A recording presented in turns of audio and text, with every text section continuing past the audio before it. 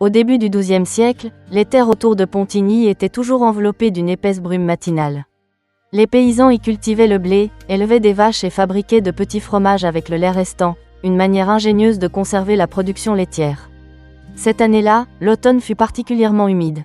Les vaches donnèrent un lait plus riche que d'habitude, et les fromages en devinrent plus parfumés.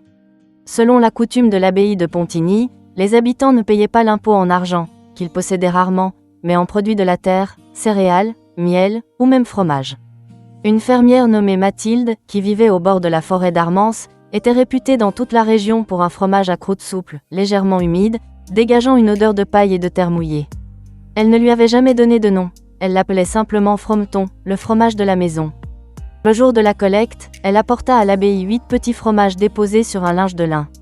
Un jeune moine, frère Anselme, chargé pour la première fois d'enregistrer les redevances, resta stupéfait devant ces fromages ivoirés à l'odeur puissante. Mathilde sourit. « Ne vous inquiétez pas, mon père. Il a juste un nez un peu fort. Mais avec du pain noir, c'est un vrai délice. » Anselme approcha hésitamment son visage, puis éclata de rire. « Oh ! On dirait vraiment la forêt humide après la pluie. » À partir de ce jour, les moines de Pontigny développèrent un attachement particulier pour ce fromage.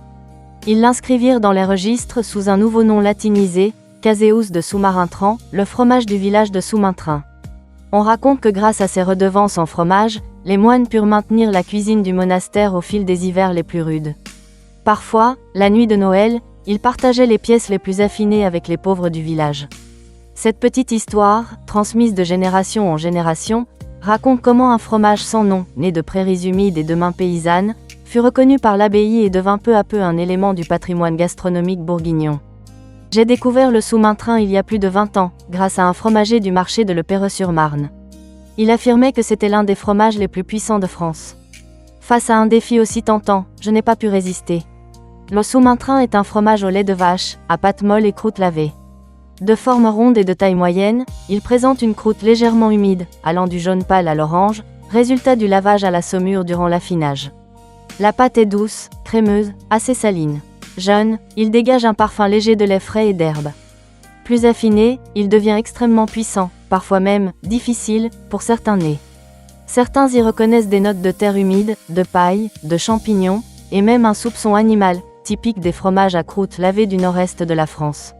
Le Soumaintrin se déguste de plusieurs façons, à froid, sur du pain grillé, avec une salade verte ou des cornichons. À chaud, légèrement fondu, servi avec des pommes de terre, des légumes ou des tartes salées. En accord mets vins, magnifique avec les vins blancs de Bourgogne, en particulier un chablis ou un petit chablis, dont la fraîcheur équilibre sa richesse. Son nom vient d'un petit village de Lyon, en Bourgogne.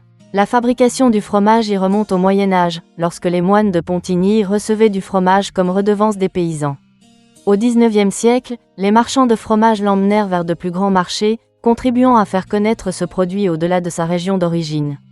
L'identité du Soumaintrin ne réside pas seulement dans son lait, mais aussi dans sa croûte lavée, une technique traditionnelle bourguignonne favorisant l'apparition d'une fleur de surface orange, très aromatique et délicatement saline. Cette tradition artisanale a été préservée au fil des siècles, jusqu'à ce que le Soumaintrin obtienne l'IGP au début du XXIe siècle.